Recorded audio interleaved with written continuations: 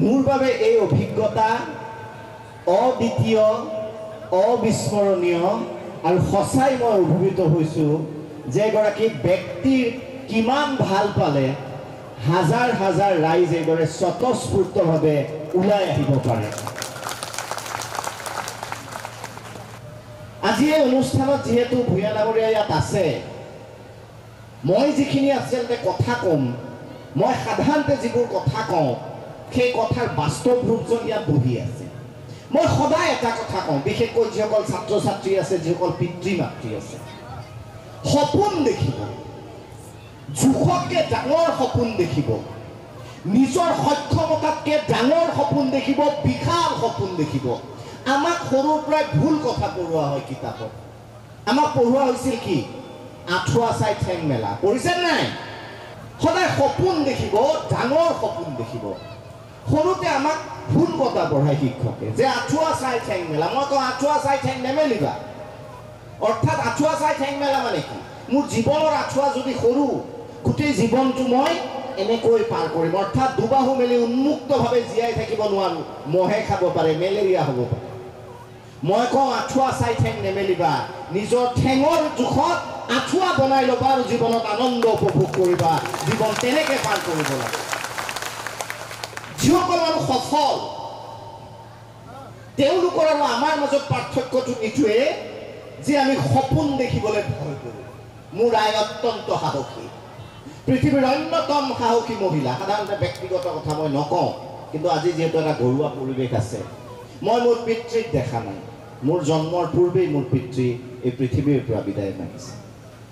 কিন্তু এগৰাকী নাৰী দেখিছোঁ যোদ্ধা, যে খেৰী ঘৰ হ'ব পাৰে, ওপৰত পানী পৰিব পাৰে, এটা ছাতি লৈ তিনিটি সন্তানক বুকুৰ মাজত ৰাখি বৰষুণৰ নিশা পাৰ কৰিব পাৰে। কিন্তু সদায় কৈছিলে ডাঙৰ সপোন দেখিবি, বিশাল সপোন দেখিবি, আকাশ চোৱাৰ হেঁপাহ মনত ৰাখিবি, জীৱনত সফলতা আহিব। কি ঘৰত জন্ম পাইছা, কিমান টকা উপাৰ্জন কৰে পিতৃ মাতৃয়ে গুৰুত্বপূৰ্ণ নহয়।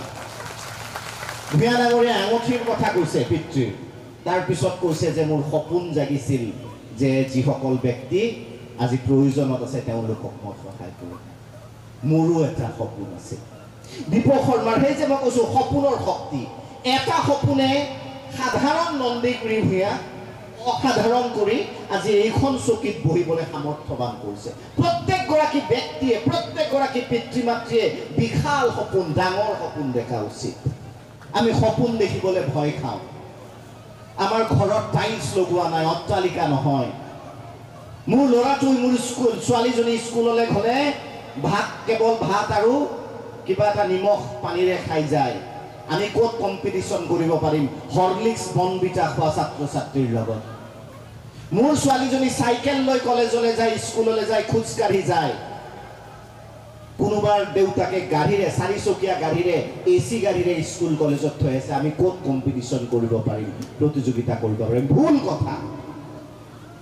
আপোনাৰ মনত যদি দৃঢ় বিশ্বাস থাকে, আপুনি কেইটকীয়া বনবিটা খাই আহিছে গুৰুত্বপূৰ্ণ নহয়।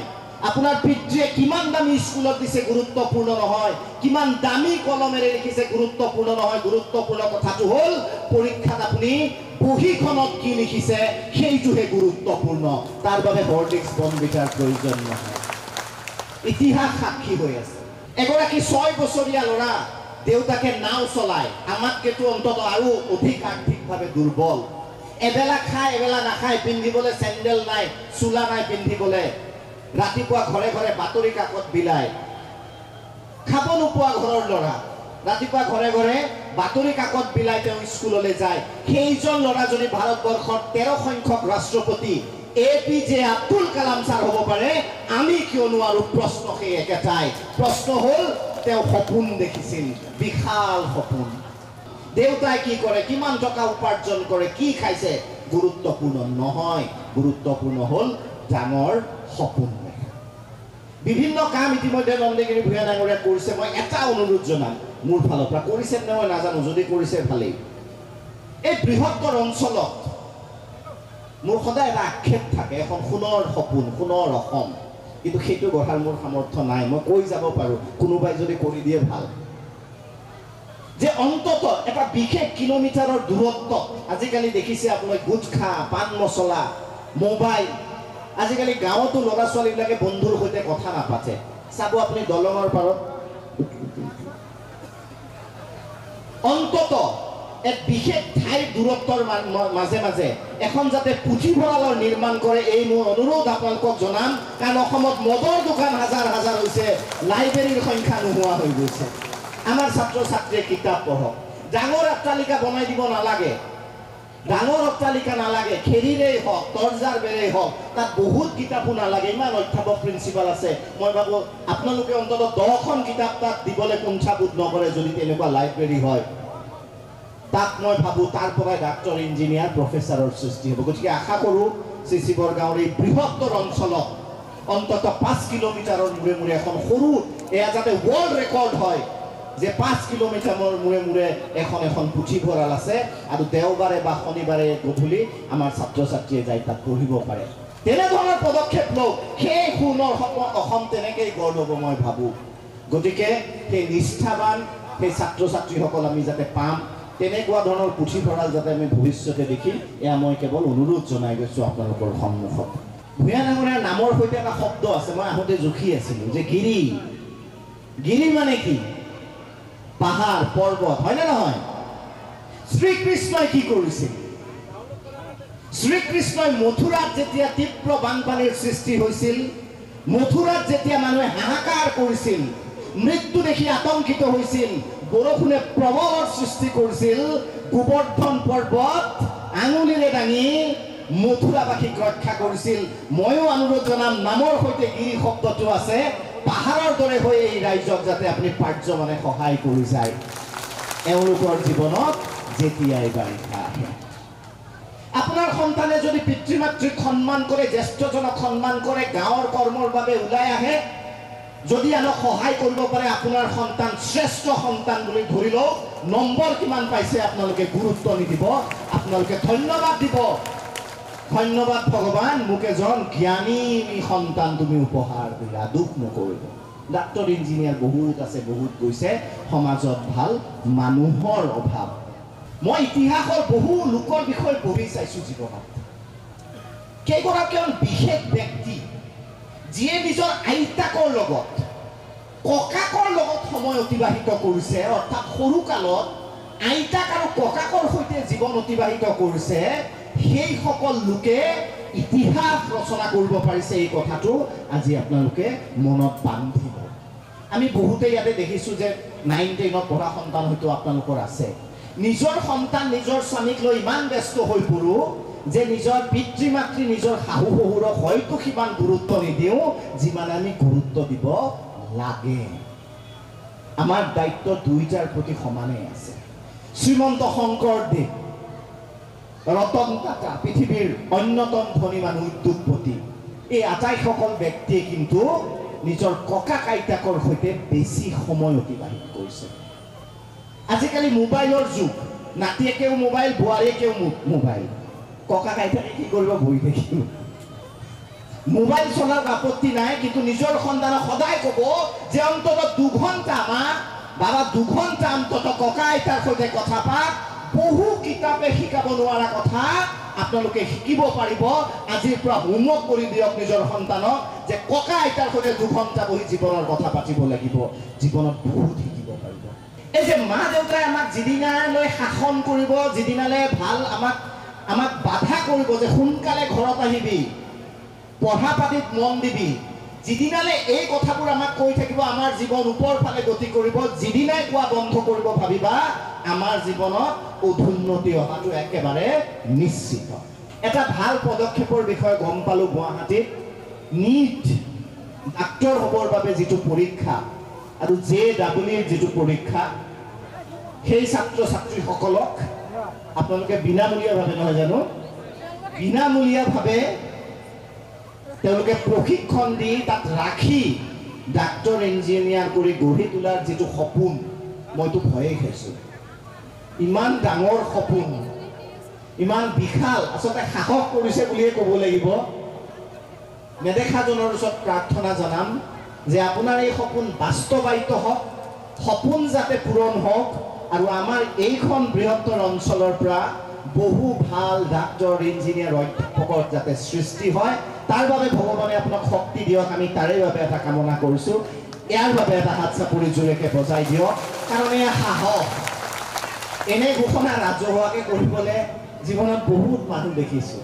বহু নেতা মন্ত্ৰী খুব ওচৰৰ পৰা পাইছোঁ কিন্তু ইমান সাহসী কথা কোৱা মই আজিলৈ শুনা নাই গতিকে মই ভাবিছোঁ এই সাহসৰ বাবে আমি ধন্যবাদ আৰু কৃতজ্ঞতা দিম আৰু স্বাৱলম্বিতাৰ কথা আমি এনেকুৱা প্ৰচেষ্টা কৰিব বা সংবিধানত যিখিনি মই চালোঁ যে এটা মোৰ ভাল লাগিছে যে সদায় যে আমি সহায় কৰিম সেইটো ধাৰণাও ভুল মোৰ বাবে যে কাৰোবাক কিবা এটা আৰ্থিক অনুদান দি সহায় কৰিছোঁ এদিন ঠিকে আছে কিন্তু আমি মানুহক পৰাপক্ষত এনেকৈ গঢ়ি তুলিব লাগে যে সেই মানুহক আৰু সহায়ৰ প্ৰয়োজন নহয় সেই মানুহে যায় বেলেগক সহায় কৰিব পাৰে এই লক্ষ্যটো গুৰুত্বপূৰ্ণ মই বুলি মই ভাবোঁ গতিকে স্বাৱলম্বিতাৰ এনেকুৱা নিদৰ্শন হওক যে বৃহত্তৰ অঞ্চলত যাতে কাৰো সহায়ৰ প্ৰয়োজন নহয় সকলো মানুহে নিজে নিজক সহায় কৰাৰ উপৰিও গৈ আনক যাতে সহায় কৰে সেইখিনি মই ভাবোঁ এটা গুৰুত্বপূৰ্ণ প্ৰসংগ আৰু সেই কথাখিনি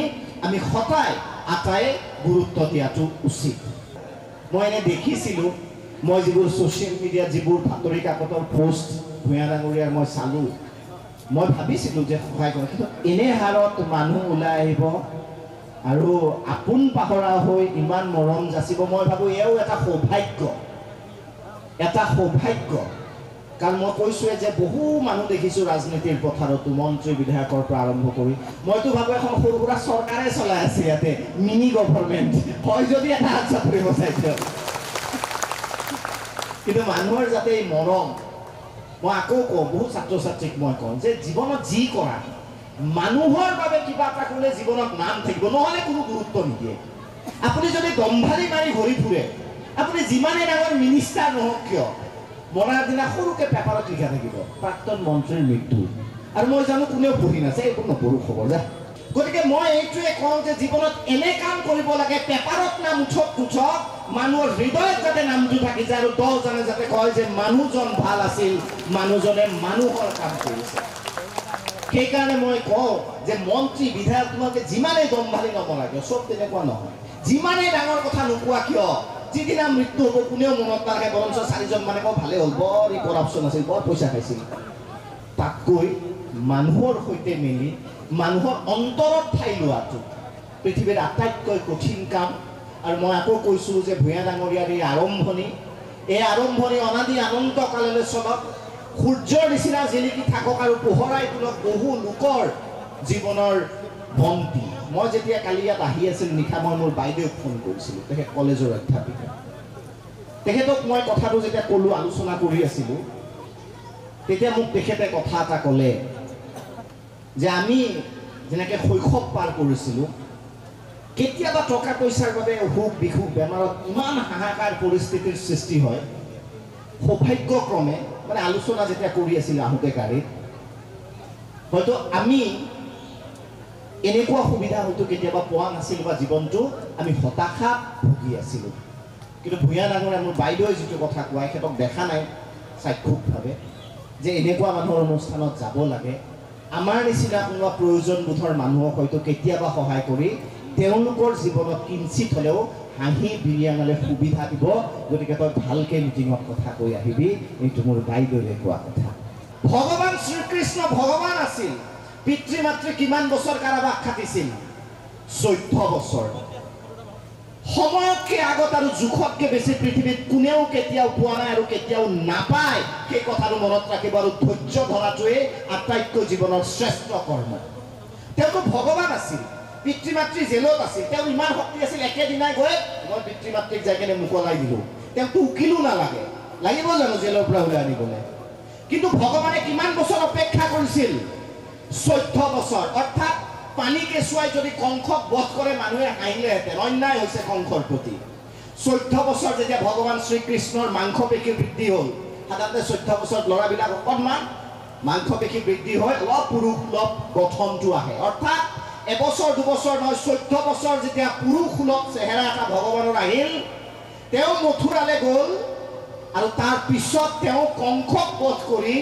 প্ৰকৃতিৰ নিয়ম অনুযায়ী নিজৰ পিতৃ মাতৃক মুকলি কৰিলে 14 বছৰ পিছত। গতিকে ভগৱানৰ পিতৃ মাতৃ হৈ যদিও 14 বছৰ কষ্ট পাব লাগিছিল, জীৱনত এটা দুটা বছৰ, এটা দুটা বা এদিন দুদিন আমিও কষ্ট পালে আপত্তি নকৰিব, ভাবিব ভগৱানে কিবা এটা পৰিকল্পনা কৰিছে। ধন্যবাদ পুনৰবাৰ। ভৱিষ্যতে এইটো অনুষ্ঠানৰ সৈতে জড়িত হ'ব পাই নিশ্চয় সুখী হ'ম। আপোনাৰ যাত্ৰা অব্যাহত থাকক। ধন্যবাদ।